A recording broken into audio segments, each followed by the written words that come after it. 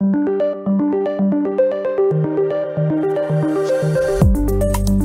is the Brave New Coin Crypto Conversation, hosted by Andy Pickering. Hi everyone, Andy Pickering here. I'm your host and welcome to the Crypto Conversation, a Brave New Coin podcast where we talk to the people building the future in the Bitcoin, blockchain and cryptocurrency space. My guests today are Brian Wong and Lena Seiche from the BTSE exchange. Now, for the first time on the Crypto Conversation podcast, I have two guests and we're all in different countries, so this should be a fun one. Now, Brian has a 10-year career in trading and financial technology, including a stint at Goldman Sachs. Brian is the co-founder of the BTSE exchange. Now, Lena is a blockchain advocate, she's a crypto educator, and Lena is the global marketing director at the BTSE exchange. Welcome to the show, Lena, and welcome, Brian. Thanks for having us. Thank you so much for having us.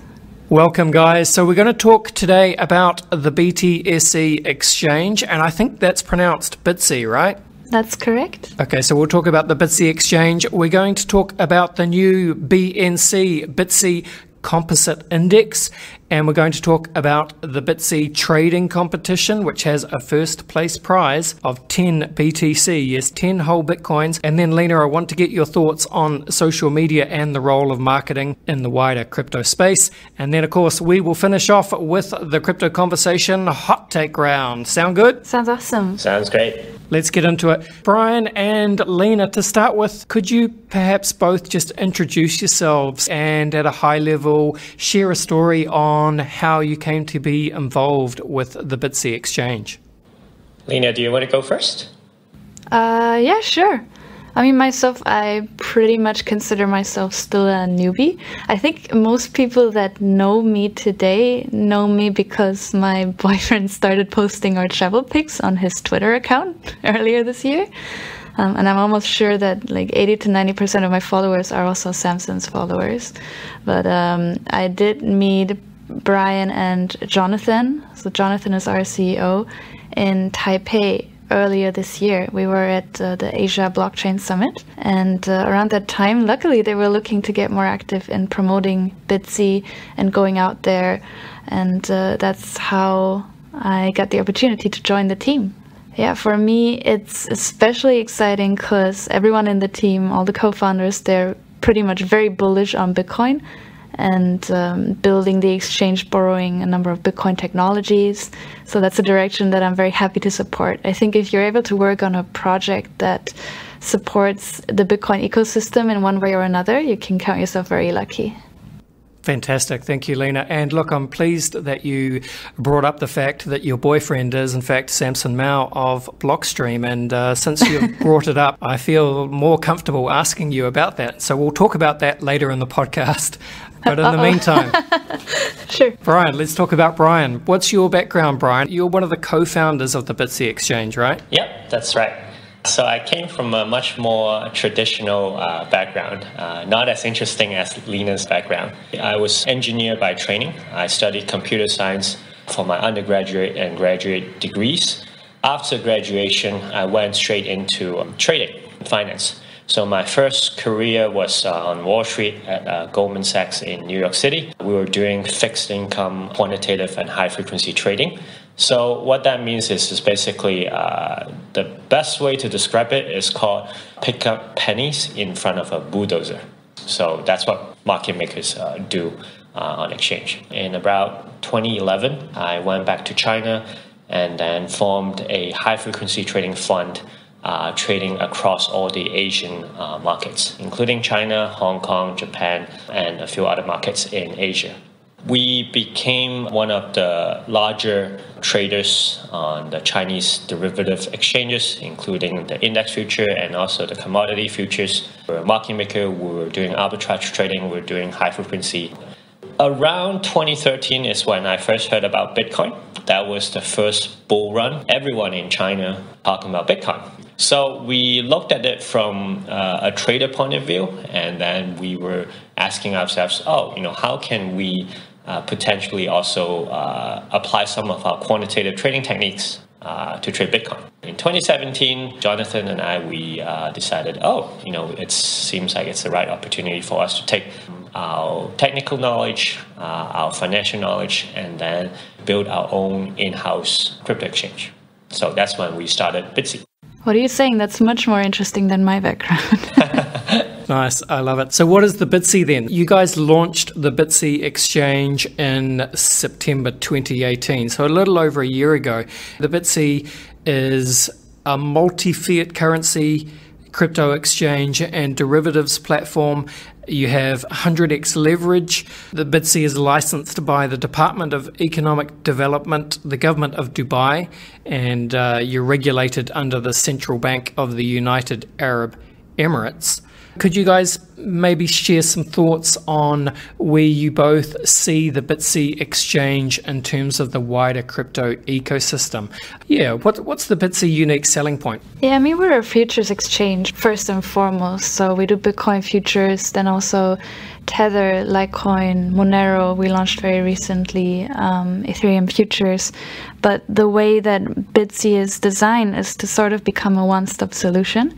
So that as a trader, instead of having to hop in between exchanges, you can, through our fiat on and off ramps, you can deposit funds in your local fiat currency.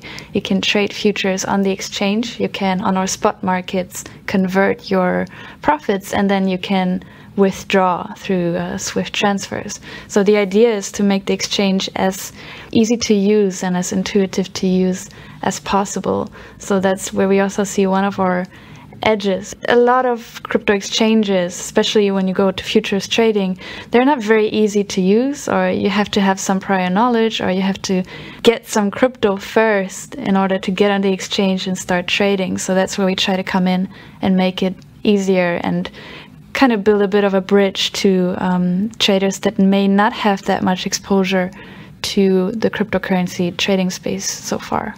Yeah, and one of the core mission of why we founded BTSE is to bring Bitcoin to the masses. The more people who are using Bitcoin, the higher the chance that Bitcoin will be successful. So one of the things that we identified on the market is that there are a lot of users who are using US dollar to buy Bitcoin. Other currencies, it's not as many as US dollar users. The problem with that is that you end up with a lot of liquidity on Bitcoin USD order book. But how about the users who are holding Hong Kong dollars, who are holding Japanese yen, who are holding euro or British pound? That's one of the things that we set out to solve on the spot trading side, is how can we make our system so that it's easy for any users around the world to buy or sell Bitcoin. What we have designed is something called a multi-currency order book for spot.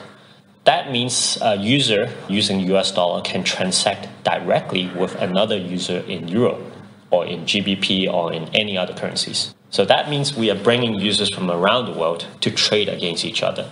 And ultimately, that's what we want to achieve, is to bring Bitcoin to the masses. That's right. That's a unique selling point or an edge for you guys, because you do have a wide range of currency options. I think you've got USD, the euro, the pound, the yen, the yuan, Hong Kong, Singapore, Malaysia, all these currencies, right? And as you say, if that's all in the one order book, that means that traders from all around the world using any one of those fiat currencies are able to share the same liquidity pool, right? Which means there's better liquidity, a tighter spread, and a better trading experience for everyone, right? Exactly. There's a saying in trading called liquidity begets liquidity. And that's what we want to bring to users around the world. So you guys also talk about how you're trying to create what you describe as a bridge between not just retail and institutional traders, but also the traditional financial system and the brand brave new world of blockchain and crypto. And to attract traditional financial trader, you're building out the futures platform with the leverage and liquidity that professional traders expect, right? Yeah. How do traders use futures trading on the BTSE platform, Brian?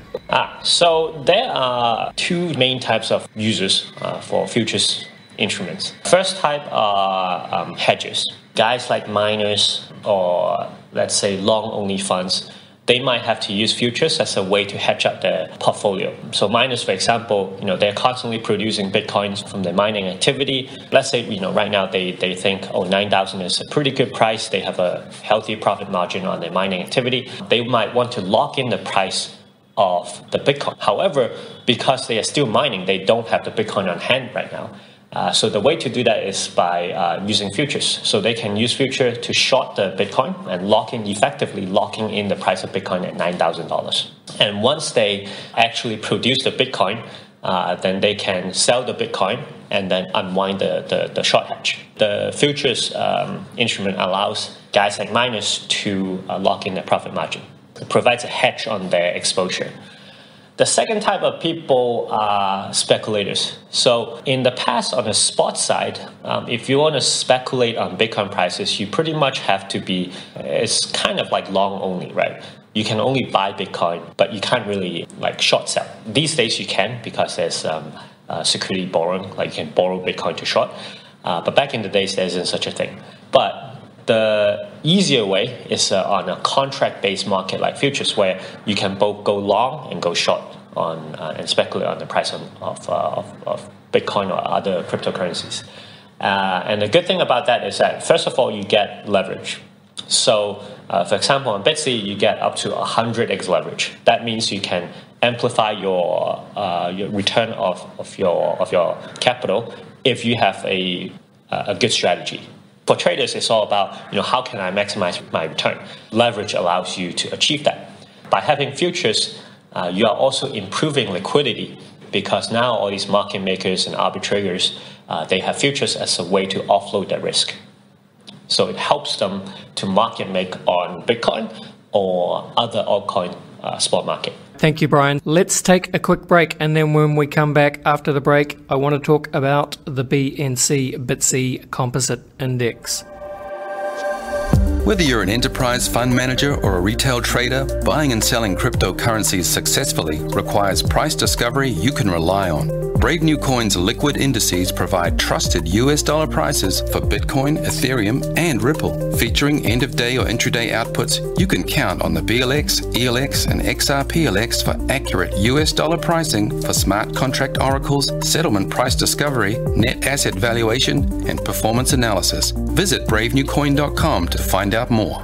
And we're back, and we're going to talk about the BTSE Composite Index. And when I say BNC, I actually am referring to Brave New Coin. And I guess at this point I should say that Brave New Coin obviously is the company that I work for, and we're based here in New Zealand, and we're a crypto market data company. And one of the missions of Brave New Coin is to deliver the most accurate, accessible, and comprehensive blockchain data solutions, with an emphasis on the accuracy and integrity of the data. So the reason why I'm trying to just provide a little bit of background here is that our two companies, Brian and Lena, we have collaborated on the BTSE Composite Index. The index was built by the market data team here at Brave New Coin. Shout out to the market data team. So our team have built an index for you guys, and perhaps, Brian, you could pick up the story here and provide background as to how this partnership came about, and then we'll talk a little bit more about what the index is and the methodology and the makeup, etc. Sure. We met the BNC team and founders at the Magical Crypto Conference in New York back in May.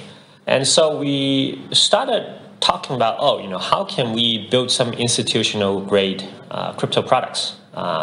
And one of the things that came to my mind, just based on my experience in the traditional financial world, is that the most liquidly traded product in traditional financial industry are index futures, specifically like S&P futures or S&P mini futures on the Chicago Mercantile Exchange. So because index future provides an easy way for traders, portfolio managers to hedge out the risk, portfolio risk, or just speculate on the market. So we started talking, and we decided that why don't we start to build a index future product that is institutional grade? How we can make it institutional grade is we have to ensure the product has fair and objective pricing. And on this point, I don't think there's any better candidate than Brave New Coin. I think Brave New Coin has built a very successful Bitcoin liquid index that is used by a lot of traders around the world because it's a fair representation of Bitcoin prices. And we wanted the same type of fair index price built by Brave New Coin. So we started talking, and then it was a 3-month effort to fully design the methodology of the new BTSE, BNC main coin and altcoin indices, build out the technology stack for it, connected up to BTSE, and then we launched the BBCX main coin index 2 weeks ago. And so far, the reception has been very positive. A lot of our clients are very interested in trading this index product. So we look forward to more collaboration with Brave New Coin in the future. Fantastic. Great to hear. The advantage of an index really is you take several different assets and they are compiled into one price. It's like a basket of assets, and that means you can track the value of an entire market. From a trader's point of view, what is the advantage of being able to trade an index as opposed to just a single asset? What's the angle for a trader? I know a lot of us are Bitcoin maximalists, and I'm one too. But there are a lot of traders out there who are also interested in trading other coins as well. So by having an index future, like for example, you might want to get some exposure to Ethereum, you might want to get some exposure to Litecoin or other coins as well. In the past, without index future, for you to have that kind of exposure, you have to be basically manually build up that exposure and manage your portfolio yourself. So you have to buy Bitcoin individually, you have to buy Ethereum, you have to buy Litecoin, and you have to manage the weighting. And weighting changes over time too, right? Depending on the volatility of each asset, the optimal weighting can change. So by having index future, it makes it much easier for you to long or short a basket of cryptocurrency portfolio. Like for example, right now, the BTSE BNC main coin index, we put a 60% weight on Bitcoin, and I think like a 33% weight on Ethereum, and then like a 7% weight on Litecoin.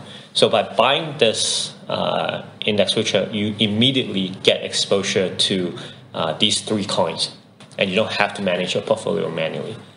That's indeed the correct weighting. So 60% Bitcoin, 33.25% ETH, and 6.75% Litecoin. The BNC BTSE Composite Index, it tracks those 3 assets as essentially a basket of 3 of the largest market cap cryptocurrencies, and it takes the order book data from 5 constituent exchanges, and those exchanges are Bitstamp, Bitfinex, Kraken, Coinbase Pro, and BTSE. As you said, Brian, BNC have actually created 2 indices. So as well as the large cap cryptocurrencies index, which is the BNC BTSE Composite Index, there's also an altcoin index, right? That's right. The BBCX and the BBAX indices. And so the BBAX, the altcoin index, that consists of Ethereum, Litecoin, EOS, and XRP. Is that index tradable yet, or that comes online at the BTSE later this year? That will come online sometime towards end of November or early December, and we'll make an announcement once it's ready for users to trade. Excellent, excellent. Brian, talk me through the collaborative process. What was it like to work with the Brave New Coin market data team, and what kind of input did your team have? Yeah, so the Brave New Coin team and the BTSE team, we worked very closely together over the course span about 2 or 3 months. So there was a lot of back and forth where we provided a lot of input in terms of how, what kind of redundancy we need on the indices, what kind of methodology, etc. I think the Brave New Coin team has been extremely professional. It was a great pleasure to work with them. They are obviously very knowledgeable in the index methodology and the construction of the index. I think we started around July or August when we started designing this product, and then we set a date back then. Like we're going to launch on October 21st, if I recall, and we launched exactly on time. Without any delays. So I think I can't be more thankful of the work that the Brave New Coin team has put in. Well, Brian, you're very kind to say such nice things about the Brave New Coin market data team. I'm sure they'll be delighted to hear that. And so to celebrate the index going live and becoming tradable on the BTSE exchange, Lena, talk to me about the trading competition. When does that kick off? So we're currently in registration phase, and registration closes on the 11th of November, and then we're launching the competition on the 14th. So the reason we came up with the idea to do a trading competition is really many traders, they're used to trading Bitcoin futures. Many actually, might have never traded Tether futures or let alone Monero futures. So the index futures, when we launched them, we were thinking, how can we incentivize users to try it out? Of course, we can publish blog posts and educate them on what this is and why it's interesting, but we'd like users to actually try it themselves. And doing a trading competition that's the purpose, and it's also just very exciting, and it's our first trading competition ever. So when we talked about it with Jonathan, our CEO, he said, okay, let's level it up and let's give away substantial amount to the winners. So that's how it came about. And you can trade the BBCX and BBAX index futures and take home the prize. And well, speaking of the prizes, and you did say that they were generous, and look, I don't know your CEO personally myself, Lena, but you've put up for first place 10 BTC, 10 whole Bitcoin, second place 5 Bitcoin, and third place, not too shabby, 1 Bitcoin. So yeah, that's a pretty spectacular first prize, 10 Bitcoin, right? That's a lot, right? For me, originally, in the beginning, I was a bit surprised too, but then if you spend some time with Jonathan and you know him, you'll quickly see that he's a very generous person. I mean, that's great for our users. The interesting thing is that then some of the reactions we get on forums is that people think it's a scam, but it's a crazy number. I'll be very honest about that. But yeah, we have a very generous CEO, so that's great. And so the trading competition, it opens November 14 and runs through until December 13. But as you said, Lena, it says on your website that you need to register before Sunday, November 11, which is quite soon. That's only about 4 or 5 days away from now as we record. And look, I'm going to put this podcast out pretty quickly, but if you're listening to this now, is that a hard deadline, November 11, Lena? How are we sitting there? It's a very hard deadline, and you should hop onto BTSE.com immediately and sign up because it's free. And so, Brian, in terms of the trading competition, there's a leaderboard, right? And as I understand it, the traders who enter the competition, they're competing to try and get either first, second, or third on that leaderboard. But what they're actually trading is the BNC BTSE index. Is that right? Yeah, that's right. So users who are entering the trading competition, they trade the brand new BTSE BNC BBCX main coin index future on the BTSE platform. So during the course of the competition, which is about a month, their goal is to achieve either the highest dollar P&L or the highest percentage P&L. For this competition, we are going to have 2 leaderboards. One leaderboard is ranked by dollar P&L, and the second leaderboard is going to be ranked by percentage P&L. And folks who come out to the top 3 spots on each of the leaderboard, they will take home the prize from this competition. Fantastic. And I should just clarify, it is called the BBCX Composite Index. And it really just, correct me if I'm wrong, guys, but I believe that stands for Brave New Coin BTSE Composite Index. That is correct. And that consists of Bitcoin, Litecoin, and ETH, as we've discussed. That's right. All right, so if you are interested in participating in that competition and potentially winning that first prize of 10 Bitcoin, Lena, where can people go? What do they need to do to make sure that they hit that deadline? It's pretty straightforward. You go to BTSE.com. We have a link there to the trading competition landing page. If you already have an account, then you can simply sign up. If you don't have an account, then you can sign up for BTSE, and then you can register. It's like a one-click thing, and then you're registered for the trading competition, and then we will notify you when it starts, and then you're in. Fantastic. I'd like to get your thoughts on where you guys see the wider crypto ecosystem as we slowly draw down the curtains of 2019 and, we're staring down the barrel of a very futuristic sounding 2020.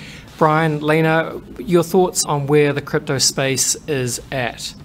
Yeah, sure. I think we're pretty much still in the beginning. So there's a lot of work that still has to be done, and there's a lot of opportunity still in the space. From the exchange perspective, I think right now, and especially bear markets, are the time where you build stuff.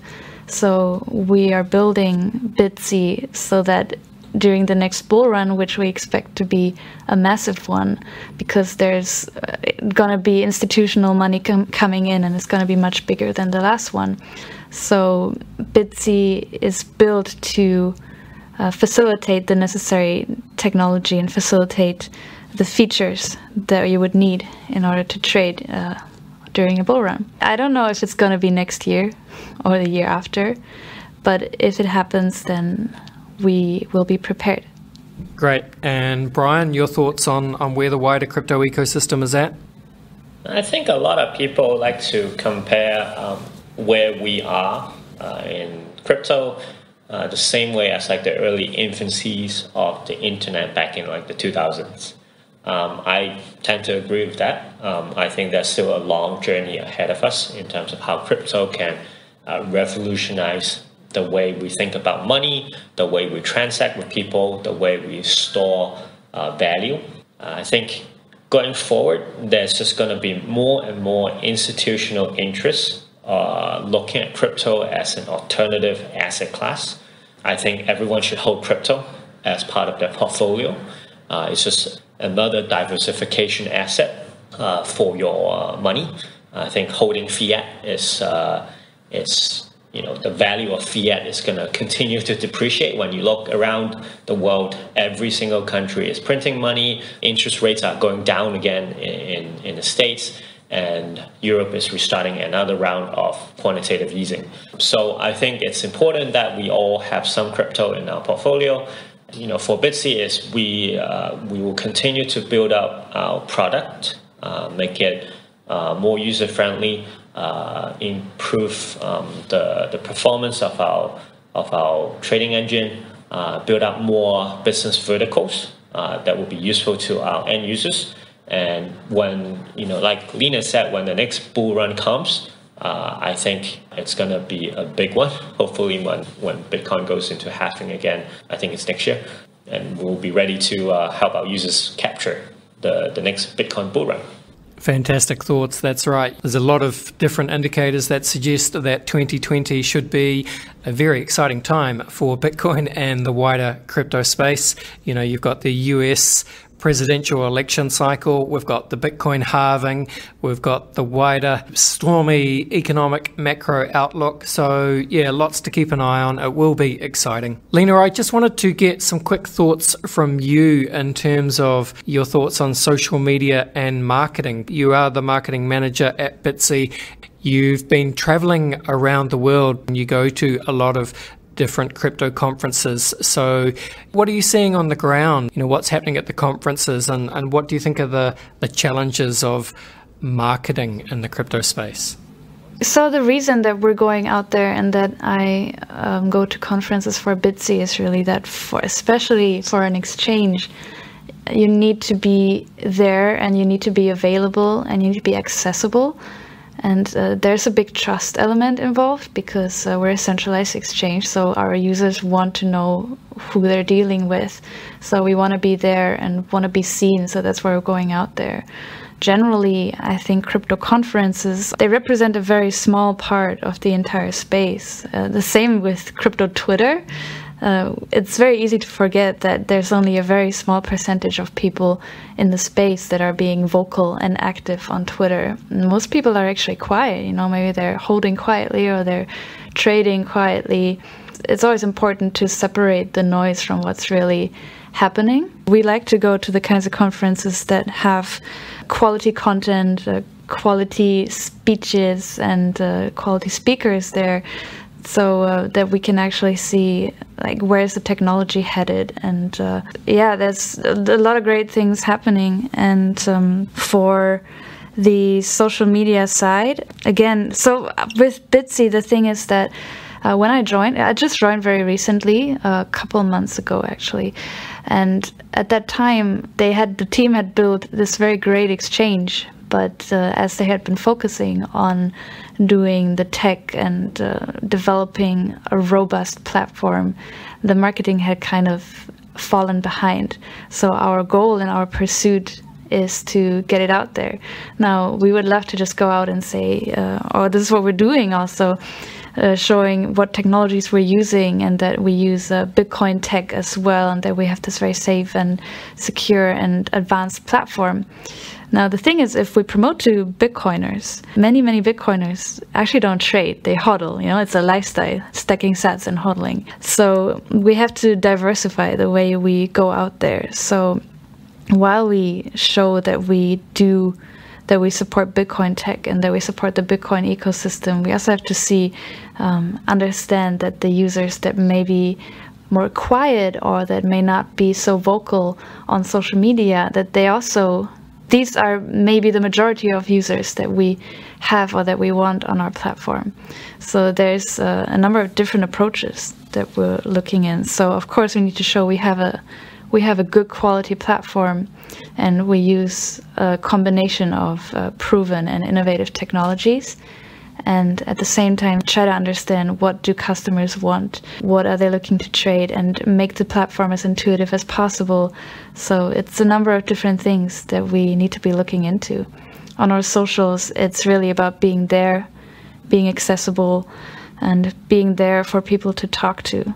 I think it's very important for an exchange that you have people know this is who's behind this, and these are the people that are running this exchange.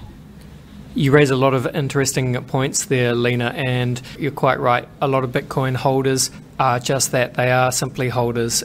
As an exchange, you need to attract traders. Is it daunting to be up against, say, the Binances and the Coinbases of this world? Is that a daunting task to try and take on the big boys and acquire as large a customer base as you can before that next Bitcoin bull run hits? Yeah, I mean, of course, we want to be up there with the big exchanges. And the thing is that BTSE so far hasn't been really... A lot of the exchange marketing is about hyping, creating the hype and getting people to FOMO and come onto the exchange. So BTSE has been very modest in the past, so a bit of a humble exchange, or we haven't been very vocal and very making a lot of noise.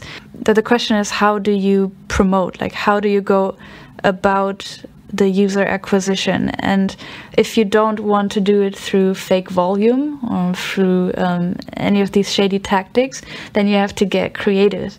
Organic growth is very difficult, especially at this point in time. But we see that through the efforts that we're making on different ends, we are gaining traction.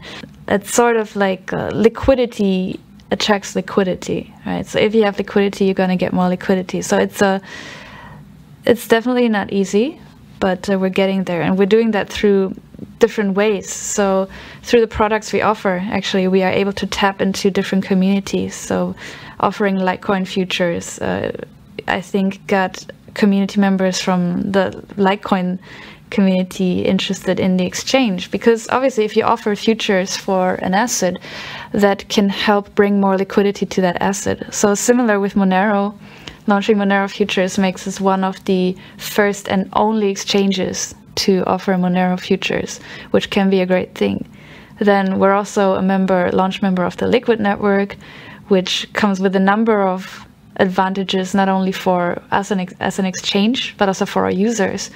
So our goal and our task and our aim is really to show the different features that we have, show there's a lot that you can do on our exchange, more things than you can maybe do on other exchanges. We are real people. You can see who's behind it. You can come talk to us on Telegram or on Twitter, and you can give it a try. Nice. And speaking, Lena, of reaching out to different communities, and you mentioned that you've enabled Litecoin futures and Monero futures, and you're working with Liquid. I think BTSE also has a relationship with the Magical Crypto Friends. So a quick shout out to Whale Panda, shout out Charlie Lee, shout out Samson Mao, and what's up Fluffy Pony. What's the relationship between BTSE and the Magical Crypto Friends?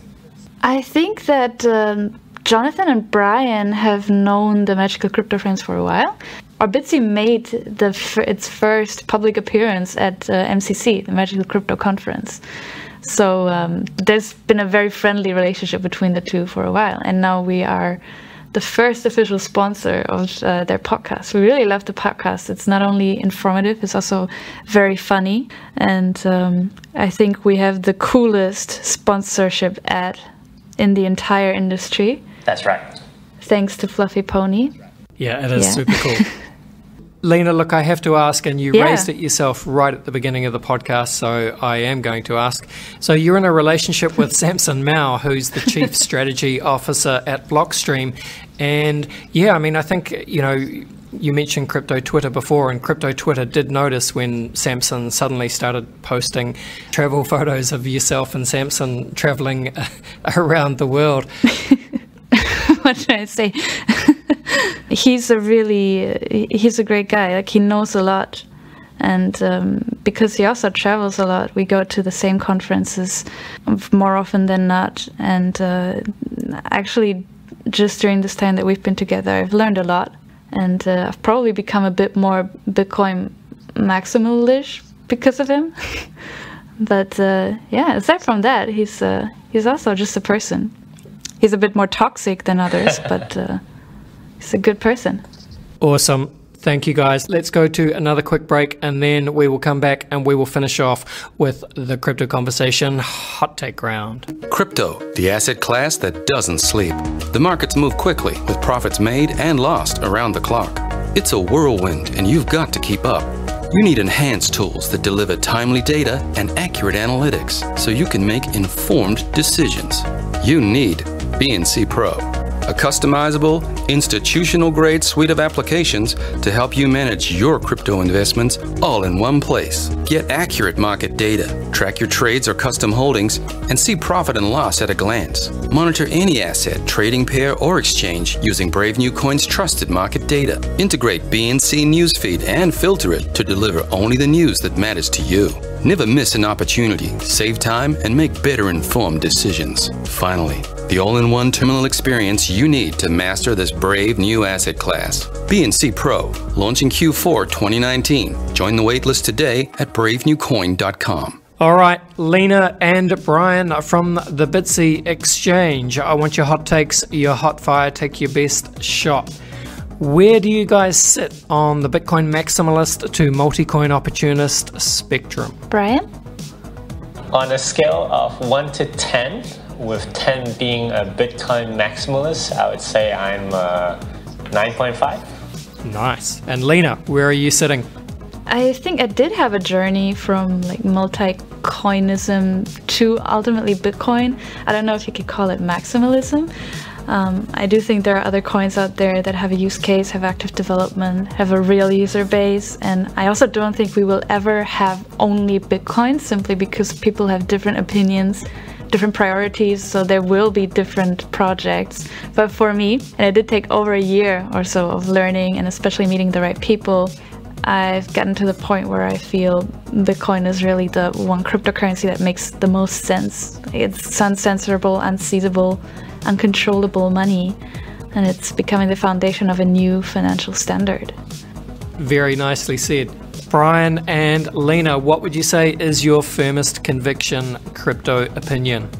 For me, it's probably that Bitcoin is king. I know there are critics that like to say Bitcoin is old tech, and maybe that's true, but there's just no way that you can compare Bitcoin to MySpace or AOL for the simple reason that even if you designed a better Bitcoin with better tech, whatever that means, you couldn't run with it because there was exactly one chance to launch something that's so powerful without anyone that could have stopped it early on actually caring or even noticing, and that was Bitcoin. At the moment, there are more and more people, and especially regulators, governments, understanding the impact of Bitcoin, so I don't think they'd ever allow something like that to gain traction again. So you cannot recreate Bitcoin. Brian?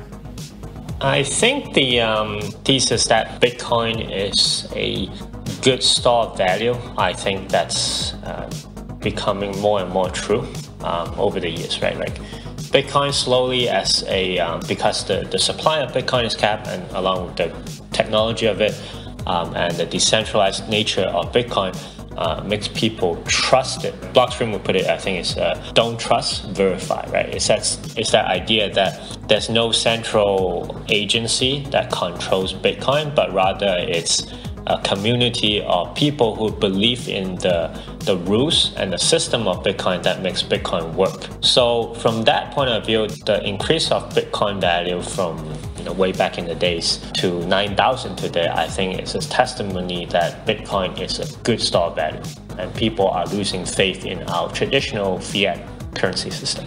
Fantastic. Now, maybe, guys, I didn't explain this well enough, but the whole point of hot take questions is I want your hot takes, so I want your quick answers, not your long answers. Sorry. That's all right. We'll make it shorter. Let's keep going. All right. Brian and Lena, Facebook's Libre coin, good or bad for the crypto ecosystem? I think Libre is no better for the industry than PayPal, because it's basically PayPal. Like, it's actually worse because it's PayPal, but misleading people to believe it's a cryptocurrency. Maybe they should rebrand to Libre in all caps. I don't know. Savage. All right, guys, who do you think wins the American presidential election 2020? I hope not, but I fear Trump. I think there's a candidate called Andrew Yang, who has been actually been quite a pioneer in terms of the way some of the things that he said. Like it seems like he is quite friendly, I guess, to innovative technologies like blockchain and cryptocurrencies. So it'll be interesting if someone like him runs a chance to become the president of the US. I think that might make a big difference in terms of the adoption of cryptocurrencies on a larger scale in the American market. I hope that answer wasn't too long. Well, you're quite right, Brian. Andrew Yang is the head of the Yang Gang, and you'd be surprised how many people, when I've asked that question on this podcast, a lot of people have brought up Mr. Yang, and one of the reasons for that is he has brought the UBI debate right to the forefront of the political discussion, and that is actually the next hot take question here at the Crypto Conversation. UBI is a potential fix for AI-induced automation. Is this a good idea? Not at this point in time, because people are lazy, and at the moment the world is not automated enough and technology is not far enough for humanity to become lazy. Let's put this one to you, Brian. Bill Gates famously said we tend to overestimate what we can accomplish in 2 years and underestimate what we can accomplish in 10. What does the blockchain space look like in 10 years' time? So I think in 10 years' time, we're going to see a lot more blockchain-based applications that we will use on a daily basis. There's going to be whole lot of startups, a whole lot of development coming out of Asia, from China, from the States. Blockchain is going to be in our every single day life. You can see based on what President Xi Jinping said recently that it is a big direction for China's technology innovation. And Lena, here's one for you. William Gibson said, the future is here, it's just not evenly distributed. What's an example of the future being here right now, but most people just aren't really aware of it? Financial surveillance is a big one. Like, we think it's only happening in other countries like in China, and we think we have all our freedom, but we're actually transitioning to complete state of financial surveillance. We're losing our ability to use cash. It's all happening right in front of our eyes, but we're being told it's for convenience or for faster, cheaper payments. So many people don't realize that it's happening, but the moment you lose your financial privacy, you lose your freedom. Could not agree more. All right, guys, let's zoom out. Brian and Lena, what is the long-term future for the human race? Do you see dystopia or utopia? I think if we manage not to kill the human race by overpopulating, overpolluting our planet in the next 50 years or so, we may be able to see big technological advancements. In terms of Bitcoin, I see the ultimate Bitcoin future as a separation of money and state, because today nation states, they derive a lot of power from their ability to artificially create wealth and control the money of their people. And well, I don't think we're going to live in a world without national borders. I think through hyper-Bitcoinization, it'll become impossible or very hard to fake wealth. So you have to earn it honestly, and that's a big deal. I think the future of our human race depends on our real-life environment, Mr. Elon Musk. It's going to be very interesting once the technology enable human beings to survive on another planet. So I think resources is limited on Earth. It'll be very interesting to see within our lifetime human race on another planet, surviving on another planet in a sustainable way. It certainly would be. I would love to see that. Let's hope it happens. Finally, what is your favourite science fiction book, film, or show? I feel like Interstellar would be a very cliche answer. You know, I studied physics when I was in school. I love physics, and I love the idea of time travel. I studied relativity, and to me, it's fascinating. So I would vote for Interstellar. For me, it might not really fit the brief, but I'm more of a fantasy person. For me, it's actually Lord of the Rings all the way. I watched it more times in my high school years than is morally justifiable. Excellent. I love it.